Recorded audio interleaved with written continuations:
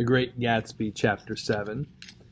It was when curiosity about Gatsby was at its highest that the lights in his house failed to go on one Saturday night, and as obscurely as it had begun, his career as Trimalchio was over. Only gradually did I become aware that the automobiles which turned expectantly into his drive stayed for just a minute and then drove sulkily away. Wondering if he were sick, I went over to find out. An unfamiliar butler with a villainous face squinted at me suspiciously from the door. "Is Mr. Gatsby sick?" "Nope." After a pause he added, "Sir," in a dilatory, grudging way. I hadn't seen him around, and I was rather worried. "Tell him Mr. Carroway came over." "Who?" he demanded rudely. "Carroway." "Carroway, all right, I'll tell him." Abruptly he slammed the door. My Finn informed me that Gatsby had dismissed every servant in his house a week ago and replaced them with half a dozen others who never went into West Egg Village to be bribed by the tradesmen, but ordered moderate supplies over the telephone. The grocery boy reported that the kitchen looked like a pigsty, and the general opinion in the village was that the new people weren't servants at all. Next day Gatsby called me on the phone. "Going away?" I inquired. "No, old sport. I hear you fired all your servants. I wanted somebody who wouldn't gossip. Daisy comes over quite often in the afternoons." So the whole caravanserai had fallen in like a card house at the disapproval in her eyes. "There's some people Wolfsh I wanted to do something for. They're all brothers and sisters. They used to run a small hotel." "I see." He was calling up at Daisy's request. Would I come to lunch at her house tomorrow? Miss Baker would be there. Half an hour later, Daisy herself telephoned and seemed relieved to find that I was coming. Something was up. And yet I couldn't believe that they would choose this occasion for a scene, especially for the rather harrowing scene that Gatsby had outlined in the garden. The next day was broiling, almost the last, certainly the warmest, of the summer. As my train emerged from the tunnel into sunlight, only the hot whistles of the National Biscuit Company broke the simmering hush at noon. The straw seats of the car hovered on the edge of combustion.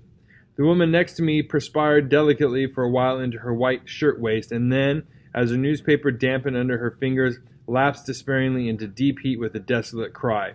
Her pocketbook slapped to the floor. "Oh my!" she gasped. I picked it up with a weary bend and handed it back to her, holding it at arm's length and by the extreme tip of the corners to indicate that I had no designs upon it. But every one nearby, including the woman, suspected me just the same. "Hot," said the conductor to familiar faces. "Some weather. Hot, hot, hot. Is it hot enough for you? Is it hot? Is it?"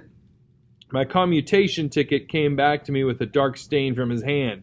That anyone should care in this heat whose flushed lips he kissed, whose head made damp the pajama pocket over his heart. Through the hall of the Buchanan's house blew a faint wind, carrying the sound of the telephone bell out to Gatsby and me as we waited at the door. "The master's body!"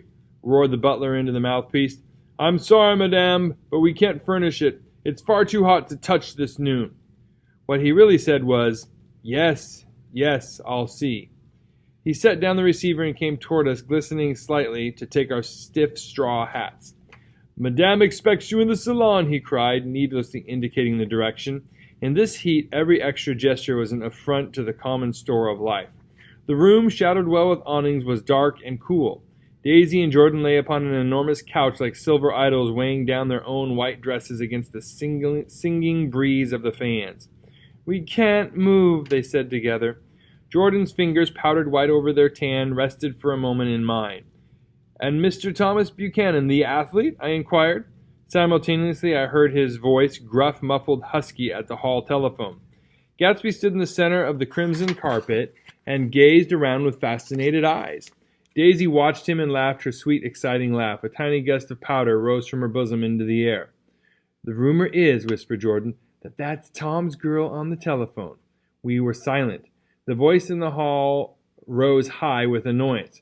"Very well, then, I won't sell you the car at all. I'm under no obligations to you at all. And as for your bothering me at lunchtime, I won't stand that at all." "Holding down the receiver," said Daisy cynically. "No, he's not," I assured her. "That's a bona fide deal. I happen to know about it." Tom flung open the door, blocked out its space for a moment with his thick body, and hurried into the room. "Mr. Gatsby," he put out his broad, flat hand with well-concealed dislike. "I'm glad to see you, sir. Nick." "Make us a cold drink," cried Daisy.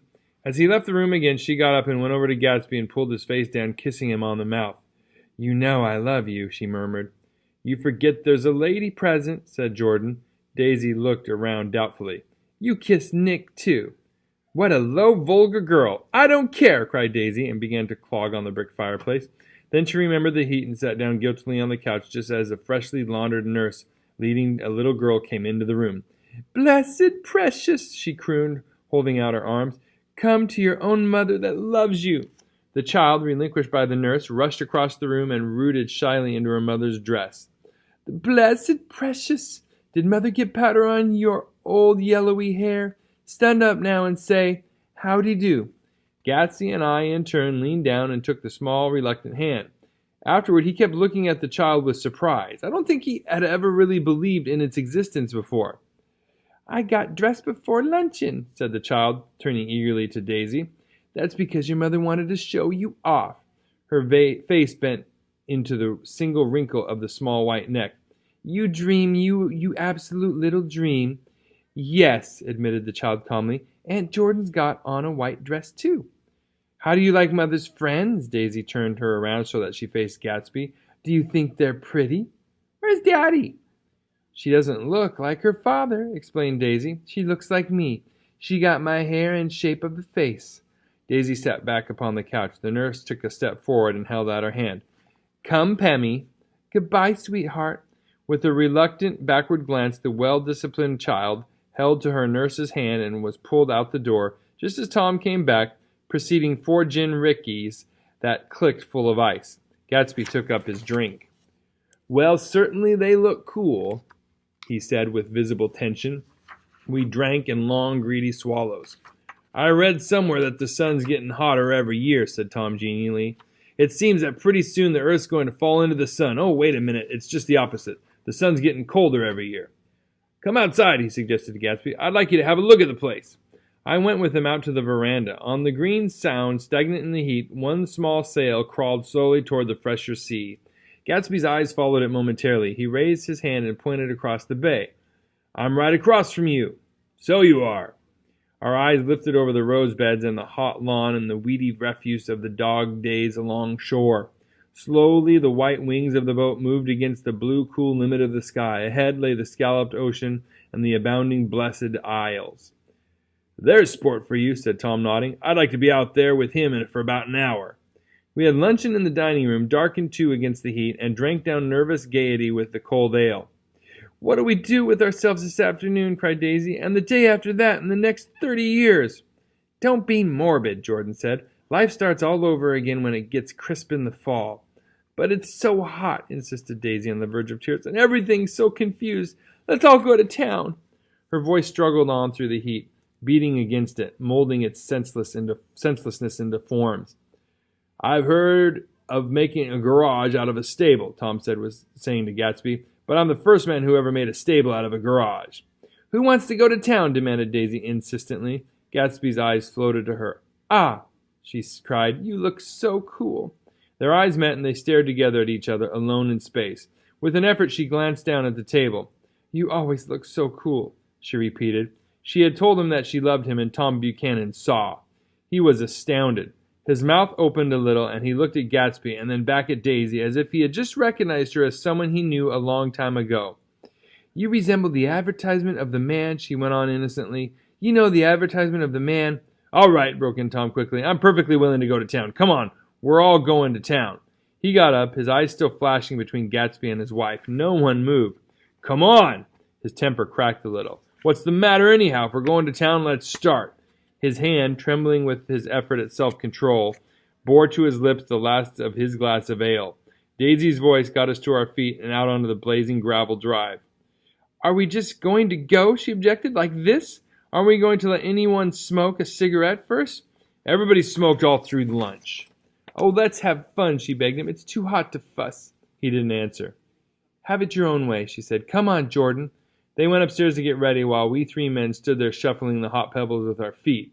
A silver curve of the moon hovered already in the western sky. Gatsby started to speak, changed his mind, but not before Tom wheeled and faced him expectantly. "Have you got your stables here?" asked Gatsby with an effort. "About a quarter of a mile down the road." "Oh," a pause. "I don't see the idea of going to town," broke out Tom savagely. "Women get these notions in their heads."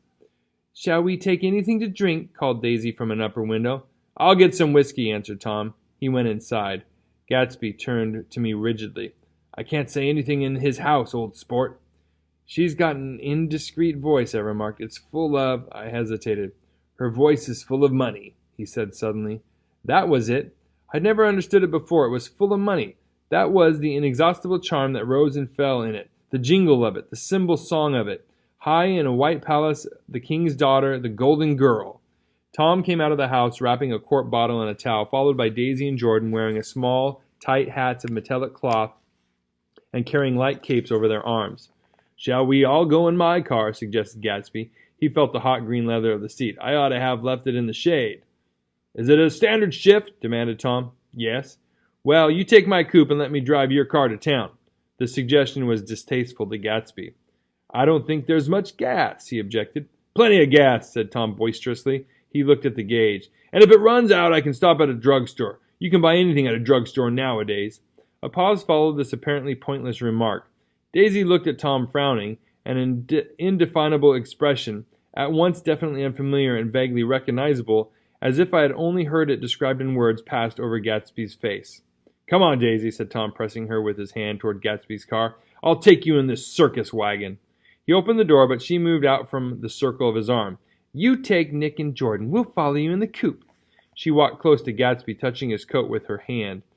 Jordan and Tom and I got into the front seat of Gatsby's car. Tom pushed the unfamiliar gears tentatively, and we shot off into the oppressive heat, leaving them out of sight behind. "Did you see that?" demanded Tom. "See what?" He looked at me keenly, realizing that Jordan and I must have known all along. "You think I'm pretty dumb, don't you?" he suggested. "Perhaps I am, but I have almost a second sight sometimes that tells me what to do. Maybe you don't believe that, but science—" He paused. The immediate contingency overtook him, pulled him back from the edge of the theoretical abyss. "I've made a small investigation of this fellow," he continued. "I could have gone deeper if I'd known." "Do you mean you've been to a medium?" inquired Jordan humorously. "What?" Confused, he stared at us as we laughed. "A medium?" "About Gatsby." "About Gatsby? No, I haven't. I said I've been making a small investigation of his past." "And you found he was an Oxford man," said Jordan helpfully. "An Oxford man?" He was incredulous. "Like hell he is. He wears a pink suit." "Nevertheless, he's an Oxford man." "Oxford, New Mexico," snorted Tom contemptuously, "or something like that." "Listen, Tom, if you're such a snob, why did you invite him to lunch?" demanded Jordan crossly. "Daisy invited him. She knew him before we were married. God knows where." We were all irritable now, with fading ale, aware of it as we drove in a while in silence. Then, at Dr. T.J. Eckelberg's faded eyes came into sight down the road, I remembered Gatsby's caution about gasoline. "We've got enough to get us to town," said Tom.